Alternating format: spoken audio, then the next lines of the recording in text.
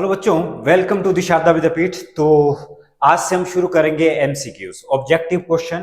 10 chapter है MCQ के और 2 चैप्टर है जिससे असर्शन और रीजन आएगा। तो ये जितने भी क्वेश्चन हम आपके लिए लेकर आए हैं, इनमें से ही एक क्वेश्चन आपको एग्जाम में देखने को मिलेगा। सारे के सारे क्वेश्चन बिल्कुल इंपॉर्टेंट है। तो चलिए पहला क्वेश्चन देखिए। पहला क्वेश्चन है SI unit of electric flux. तो इलेक्ट्रिक फ्लक्स हमें पता है कि इलेक्ट्रिक फ्लक्स का फॉर्मूला होता है ई इंटू डी एस, और इसका ई होता है फोर्स अपॉन चार्ज, और ds तो पता ही है, ds क्या हुआ, सरफेस एरिया हुआ एक तरह का। ठीक है जी।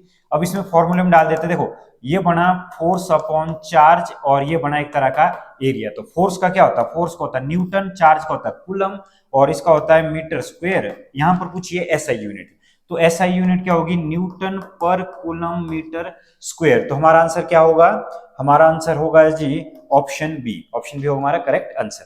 नेक्स्ट है electric field at a point. तो electric field at a point, हमें पता है कि इलेक्ट्रिक फील्ड, जैसे मान लो एक चार्ज में यहां पर ले रहा हूं, तो इलेक्ट्रिक फील्ड किसी पॉइंट पे, ठीक है ना। Electric field at a point हम लोग ऐसे क्या कंसीडर करते हैं, हम बोलते हैं कि इलेक्ट्रिक फील्ड जो लाइंस है वो कैसी है, वो कंटिन्यूस भी हो सकती है और क्या हो सकती है, डिसकंटिन्यूस भी हो सकती है। लेकिन ये डिपेंड करता है कि उस पॉइंट पे चार्ज है या नहीं है। तो इसका जो आंसर होगा, इसका आंसर क्या होगा, ऑप्शन बी। ऑप्शन बी होगा हमारा राइट आंसर।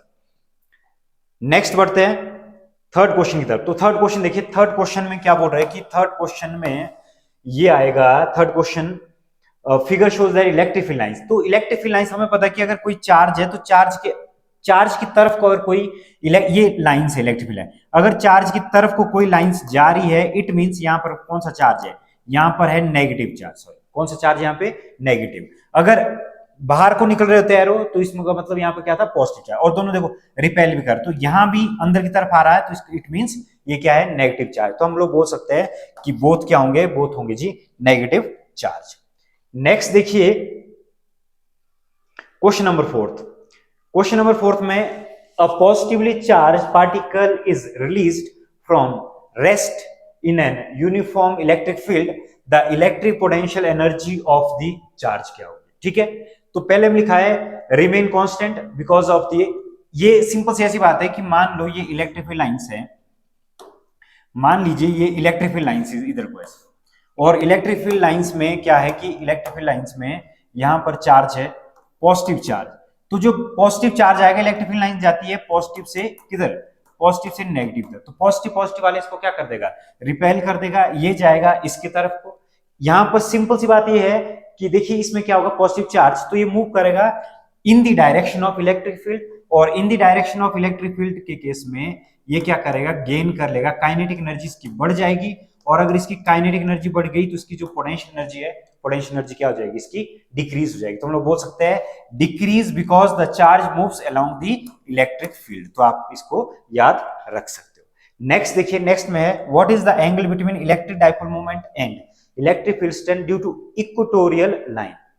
इलेक्ट्रिक डाइपोल में जैसे कि इसकी एक डेरिवेशन होती थी फर्स्ट चैप्टर में, जैसे मान लो ये नेगेटिव चार्ज है और ये वाला है पॉजिटिव चार्ज, तो ये वाला जो पॉइंट आएगा इसमें, इस वाले पॉइंट पे, ये इक्वेटोरियल पॉइंट, इसका इक्वेटोरियल पॉइंट पर अगर इलेक्ट्रिक फील्ड फाइंड आउट करनी, तो देखो क्या होगा, डाइपोल मोमेंट तो इधर हो जाएगा। डाइपोल मोमेंट कहां से कहां जाता है, डाइपोल मोमेंट जाता है नेगेटिव टू पॉजिटिव। ये याद रखना, direction of electric dipole moment क्या होती है, वो होती है नेगेटिव टू पॉजिटिव की तरफ। फिर पॉजिटिव की वजह से अगर मैं इस पॉइंट को मैं पॉजिटिव ले रहा हूं, तो एक इधर को जाता था एरो और एक एरो इधर को आता था, ये डेरिवेशन होती है इक्वेटोरियल लाइन वाली डेरिवेशन। तो जो इलेक्ट्रिक फील्ड होती थी नेट इलेक्ट्रिक फील्ड इधर को, तो आप बोल सकते हो कि इसमें देखिए पी तो परे को है, इलेक्ट्रिक फील्ड अरे को है, तो क्या होगा, अपोजिट है, दोनों अपोजिट चले, तो इसका मतलब इसके बीच में जो एंगल होगा वो कितना होगा, वो होगा 180 डिग्री। नेक्स्ट देखिए, नेक्स्ट वाले में क्या बोल रहे हैं कि क्वेश्चन नंबर 6, क्वेश्चन नंबर 6 और क्वेश्चन नंबर 7। तो क्वेश्चन नंबर 6 में देखिए, क्वेश्चन नंबर 6 में बोल रहे हैं कि an arbitrary surface enclosed a dipole then electric flux through the surface। तो इलेक्ट्रिक जो फ्लक्स है उसका फॉर्मूला होता है कि इलेक्ट्रिक फ्लक्स डिपेंड करता है नेट चार्ज के ऊपर डिवाइडेड बाय एप्सिलॉन नॉट के ऊपर। तो डाइपोल का जो नेट चार्ज है, नेट चार्ज होता है 0। तो अगर ये 0 हुआ तो एप्सिलॉन नॉट की वैल्यू आप जितनी मर्जी डाल दो, तो हमारा आंसर क्या आएगा, हमारा आंसर आएगा 0। फिर है इलेक्ट्रिक फील्ड लाइंस, जैसे मैंने पहले बोलता कि अगर एरो अंदर की तरफ आ रहा है तो कौन सा चार्ज होगा, नेगेटिव चार्ज होगा, लेकिन यहाँ पे एरो की तरफ जा रहा है, बाहर की तरफ जा रहा है, तो आपने क्या लेना है इसकी जगह, आपने लेना है पॉजिटिव चार्ज। इट मींस इसका जो आंसर होगा, आंसर क्या होगा, पॉजिटिव चार्ज होगा। क्वेश्चन नंबर 8 देखिए, क्वेश्चन नंबर 8 में हो रहा है कि name the CGS unit of the charge, तो ये होता है स्टेट कूलम। फिर dimension formula of absolute permittivity, तो एब्सोल्यूट परमिटिविटी के लिए देखिए फॉर्मूला क्या होता है, फोर्स का फॉर्मूला होता है 1/4 पाई एप्सिलॉन नॉट आर का स्क्वायर, और ये होता है Q1 Q2 चार्ज का स्क्वायर। फिर 4 पाई का तो चलो कोई रोल नहीं है इसमें, एप्सिलॉन नॉट होगा किसके इक्वल, एप्सिलॉन नॉट होगा जी Q का स्क्वायर, दो चार्ज है तो Q का स्क्वायर, और ये बना FR का स्क्वायर। जब हम इसे सॉल्व करेंगे तो सॉल्व करके देखिए ये क्या बनेगा, चार्ज का होता है 80, तो ये बनेगा 80 का स्क्वायर, फोर्स का होता है MLT-2, ये हो गया L का स्क्वायर। नेक्स्ट एप्सिलॉन नॉट का क्या बनेगा, ये बनेगा m की पावर -1 और l की पावर -3, और ये था ऊपर a स्क्वायर t स्क्वायर, और ये बनेगा t का 2, ये बनेगा जी m raise to -1 l raise to -3 और t रेज टू पावर 4 और a raise to power 2।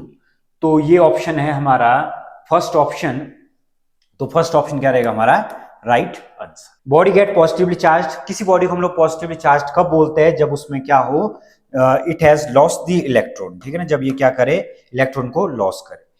Flux का फॉर्मूला ऑफ डाइपोल, ठीक है ना, फिर से देखो फ्लक्स का, electric flux due to electric dipole, तो इलेक्ट्रिक डाइपोल में नेट चार्ज 0 होता है, तो इसका ये भी क्या होगा, 0 के इक्वल होगा। क्वेश्चन नंबर 12, तो क्वेश्चन नंबर 12 में क्या बोल रहा है कि क्वेश्चन नंबर 12 में है sphere of conductor 12 centimetre charge दिया उसके ऊपर, distribute uniformly on the surface, what is the electric field inside the surface, तो electric field inside the surface के लिए फॉर्मूला होता है Q/4 pi epsilon naught r का स्क्वायर। तो कंडक्टिंग स्फीयर है, तो कंडक्टिंग स्फीयर पे चार्ज रिसाइड करता है आउटर सरफेस पे, और इलेक्ट्रिक फील्ड क्या होगी, इलेक्ट्रिक फील्ड होगी Q/4 पाई r का स्क्वायर, तो ये टोटल क्या बनेगा, ये बनेगा जी 0। Dielectric constant of metal, metal का डाइलेक्ट्रिक कांस्टेंट होता है इनफाइनाइट, ये आपने याद रखना है। नेक्स्ट देखिए क्वेश्चन नंबर 14, क्वेश्चन नंबर 14 में है which orientation a dipole placed in a uniform electric field unstable, तो अनस्टेबल होता है जब ये क्या हो, एंटी पैरेलल में हो। तो अनस्टेबल कब होता है, जब ये क्या हो, एंटी पैरेलल का केस होता है, और इसमें फाई की वैल्यू कितनी होती है, 180 डिग्री। 1 कूलम हमें पता है कि स्टेट कूलम में 3 × 10⁻⁹ कूलम होता है।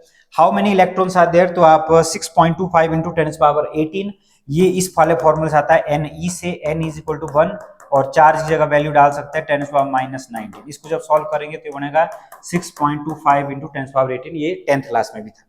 यूनिट ऑफ परमिटिविटी, तो यूनिट ऑफ परमिटिविटी में देखिए ये क्या बोल रहे हैं कि यूनिट ऑफ परमिटिविटी मतलब एप्सिलॉन नॉट में, तो एप्सिलॉन नॉट फोर्स का फॉर्मूला होता है Q²/4 पाई एप्सिलॉन नॉट r का स्क्वायर, तो एप्सिलॉन नॉट की जो वैल्यू आएगी, एप्सिलॉन नॉट की वैल्यू आएगी Q²/Fr का स्क्वायर, ये बनेगा जी ये चार्ज का स्क्वायर डिवाइडेड बाय कूलम, और ये मीटर स्क्वायर। तो हम लोग बोल सकते हैं, तो इसमें देखिए कौन सा ऑप्शन आ रहा है हमारा ऑप्शन आ रहा है ऑप्शन सी, ऑप्शन सी रहेगा हमारा right answer.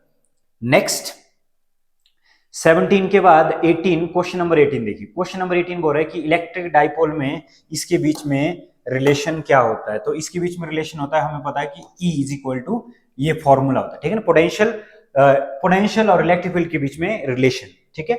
Dimension formula of potential gradient, तो पोटेंशियल ग्रेडियंट देखो, पोटेंशियल ग्रेडियंट अभी फॉर्मूला लिखा है dP/dr, इसको बोलते हैं पोटेंशियल ग्रेडियंट। ये होता है इलेक्ट्रिक फील्ड के इक्वल, इलेक्ट्रिक फील्ड होता है फोर्स अपॉन चार्ज के इक्वल, तो इलेक्ट्रिक फील्ड आएगा फोर्स का होता है MLT-2, तो इसकी जगह आएगा जी 80, ये बना MLT-3A-1, MLT-3A-1, तो MLT-3A-1, तो ये रहेगा हमारा राइट आंसर।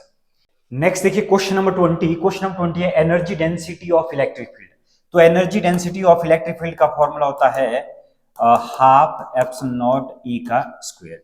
डाइपोल मोमेंट होती है वेक्टर क्वांटिटीज का फॉर्मूला होता है Q × 2A, ये मैं इसलिए लिख रहा हूँ ताकि कई बार अगर आपको फॉर्मूला पूछे तो आपने ये वाला कंसिडर करना, ये होती है vector quantity. Torque acting on electric dipole placed in uniform magnetic field, ये इस साल आया था, पिछले साल। तो ये टॉर्क इज इक्वल टू किसके इक्वल बना, P क्रॉस E, और इसका फॉर्मूला एक और होता है मैग्नीट्यूड फॉर्म में, PE साइन थीटा, ये इलेक्ट्रिक फील्ड है। फिर इसके बाद देखिए नेक्स्ट क्वेश्चन नंबर 23। कुछ क्वेश्चन रिपीट हो रहे हैं, उसमें स्टेटमेंट अलग है लेकिन आंसर उनके सेम रहेंगे। ये फिर से देखिए, ये बोले कंडक्टिंग स्फीयर है कितना,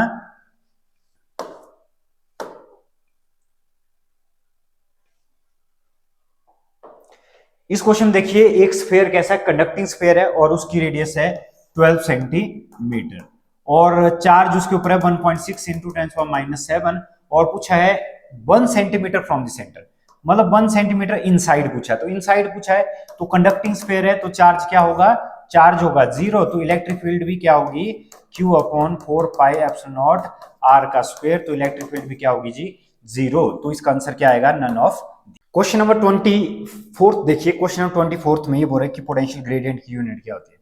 तो पोटेंशियल ग्रेडियंट की यूनिट होती है dB/dr, और आप इसको लिख सकते हो, क्या लिख सकते हैं हम लोग, वोल्ट पर मीटर, क्योंकि dr क्या होती है, distance. Dimension formula of electric field, तो इलेक्ट्रिक फील्ड का डायमेंशन फॉर्मूला, इलेक्ट्रिक फील्ड होता है जी फोर्स अपॉन चार्ज, तो फोर्स जगह MLT-2, चार्ज जगह AT, तो इलेक्ट्रिक फील्ड का डायमेंशन फॉर्मूला ये बनेगा MLT-3A-1, MLT-3 और A-1, तो ये रहेगा हमारा पहला ऑप्शन। 25 का क्या रहेगा, पहला option.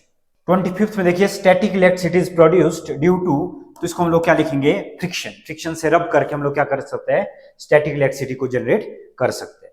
A body can have positive charge, तो पॉजिटिव चार्ज बॉडी के पास होता है, removing some of the electron, अगर इलेक्ट्रॉन दे रहा है कोई बॉडी तो वो क्या होता है, पॉजिटिव चार्ज। और 27 देखिए, इसमें क्या लिखा है कि अ body can be negatively charge, तो नेगेटिवली चार्ज कब होता है, जब इसको क्या दे, चार्ज दे हम लोग, एक्सेस जब इसके पास क्या आ जाए, इलेक्ट्रॉन आ जाए। 28 देखिए, 28 का आंसर क्या है, 28 when a body,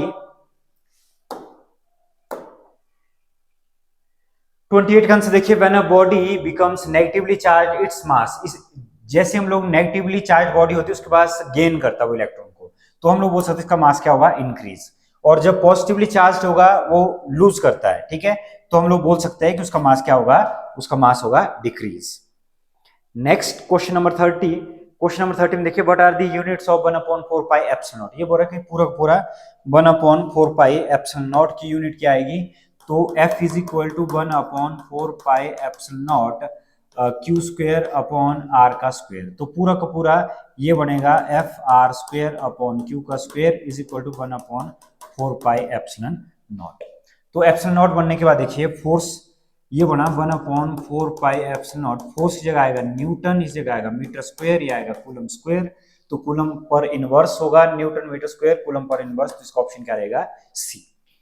soap bubble, सारे क्वेश्चन इंपॉर्टेंट है, एक भी क्वेश्चन आपने स्किप नहीं करना है। 31 देखिए, 31 पूछा कि a soap bubble is given a negative charge, अगर मैं सोप बबल को क्या दें, अगर नेगेटिव चार्ज है यूनिफॉर्मली डिस्ट्रीब्यूट हो जाता है, और यहां पर क्या क्रिएट होती है, यहां पर क्रिएट होती है म्यूचुअल रिपल्शन, यहां पर क्या क्रिएट होगी, म्यूचुअल रिपल्शन क्रिएट होगी, और ये क्या कर देगा, उसकी रेडियस को इंक्रीज कर देगा, तो ये क्या होगा, इस रेडियस क्या होगी, increase.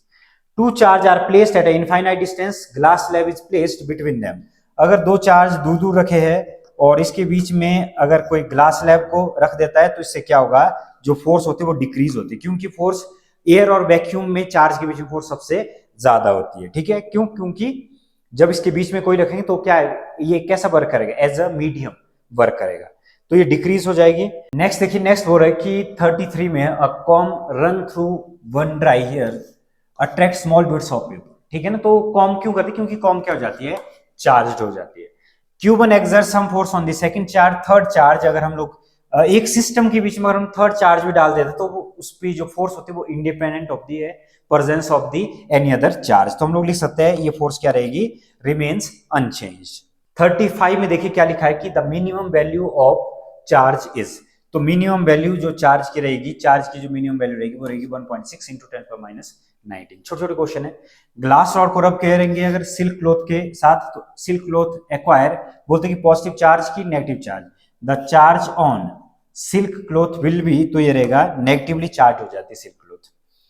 Glass rod positive charge हो जाएगी, सिल्क क्लॉथ क्या हो जाएगा, negatively charge. SI unit of electric field is, SI unit of electric field, electric field हमें पता है फोर्स अपॉन क्या होता है, चार्ज, तो ये बना न्यूटन पर कूलम, न्यूटन पर कूलम आएगा इसका आंसर। और 38 की तरफ बढ़ते हैं, तो 38 देखिए, 38 आया, electric dipole placed in non uniform electric field, uniform नहीं है ये, आपने ध्यान रखना है कौन सी है, नॉन यूनिफॉर्म है। तो नॉन यूनिफॉर्म के केस में क्या, यूनिफॉर्म होता तब ओनली टॉर्क प्रोड्यूस होता, लेकिन नॉन यूनिफॉर्म केस में इसमें होगा टॉर्क और नेट फोर्स भी इस पे लगेगी। प्रोटॉन और electron placed uniform electric field, और प्रोटॉन हो इलेक्ट्रॉन हो चार्ज अलग अलग है, लेकिन magnitude of the force acting on them will be क्या रहेगा, इक्वल। क्वेश्चन नंबर 40 देखिए, total charge on an electric dipole is, electric dipole पे टोटल चार्ज कितना होगा, इलेक्ट्रिक डाइपोल पे टोटल चार्ज होता है 0। ये क्वेश्चन एक बार और रिपीट हो चुका है। लाइन चार्ज के लिए सिलेंड्रिकल होगा, पॉइंट चार्ज के लिए क्या होगा, स्फेयर होगा। ये electric field due to infinite plane sheet having charge density, तो हमें पता है कि ये बनेगा जी सिग्मा अपॉन एप्सिलॉन नॉट। ये फॉर्मूला, ये गॉस की एप्लीकेशन है। अब देखिए, electric field between two infinite plane parallel sheet having equal and opposite surface charge density, दो पैरेलल प्लेट के बीच में भी जो इलेक्ट्रिक फील्ड होती है, ये किसके equal, sigma upon epsilon naught के इक्वल। तो इसका आंसर भी क्या आएगा, C, sigma upon epsilon. Gauss law can not be used to find out, उससे electric field intensity find out करते हैं, फ्लक्स फाइंड आउट करते हैं, ये फाइंड आउट करते हैं, लेकिन ये रहेगा इसका आंसर। परमिटिविटी को हम लोग गॉस लॉ से फाइंड आउट नहीं कर सकते। यहां पे पूछा है कैन नॉट बी फाउंड, ठीक है ना, तो इसका आंसर क्या होगा, इसका आंसर होगा डी। नेक्स्ट देखिए क्वेश्चन नंबर 45। तो क्वेश्चन नंबर 45 में total electric flux through a close surface depends upon, जो भी टोटल फ्लक्स होता है, फ्लक्स किस पे डिपेंड करता है, फ्लक्स डिपेंड करता है किसके ऊपर, चार्ज के ऊपर। तो ये डिपेंड करता है जी net charge, on the value of net charge. Work done by moving a positive charge on equipotential surface पे, ये इंपॉर्टेंट क्वेश्चन है, स्टार क्वेश्चन, इक्विपोटेंशियल सरफेस पे वर्क डन क्या होता है, 0 होता है। फिर इसके बाद देखिए क्वेश्चन नंबर 47। तो क्वेश्चन नंबर 47 क्या बोल रहा है कि angle between equipotential surface and electric field is, तो इलेक्ट्रिक फील्ड और इक्विपोटेंशियल सरफेस आपस में परपेंडिकुलर होता है, ये भी आपने याद रखना, कितना, 90 डिग्री। फिर for the point charge located in space equipotential surface, equipotential surface पे देखिए, इक्विपोटेंशियल सरफेस आर, ये पॉइंट चार्ज के लिए होता है कॉन्सेंट्रिक स्फीयर, ये क्या होगा, कॉन्सेंट्रिक स्फीयर। क्वेश्चन नंबर 49 देखिए, क्वेश्चन नंबर 49 देखिए, if a point charge q moves round in a circle about a charge q then work done, ये सर्कल में मूव कर रहा है, सर्कल में अगर मूव कर रहा है तो देखिए ये क्या हो गया है, हर एक पॉइंट पे क्या होगा, पोटेंशियल इक्वल होगा, तो नेट वर्क डन क्या होगा, नेट वर्क डन होगा इसका 0। फिर क्वेश्चन नंबर 50 देखिए, question number 50, equipotential surfaces, equipotential surfaces हमें पता है क्या नहीं करते, कैन नॉट इंटरसेक्ट, अगर आई इलेक्ट्रिक फील्ड लाइंस वो भी क्या नहीं करती, intersect each other. If in charge conductor the charge resides at, charge conductor में कहां रिसाइड करता है, आउटर सरफेस पे। तो ये थे टोटल कितने, 51 क्वेश्चन, सारे के सारे क्वेश्चन इंपॉर्टेंट है। इसी तरह से हम आपके लिए एमसीक्यूज की जो एक सीरीज है पूरी पूरी जो 10 चैप्टर की, वो भी जल्द ही लेकर आएंगे। तो आज की वीडियो में बस इतना ही, फिर मुलाकात होगी एक नई वीडियो के साथ, तब तक के लिए।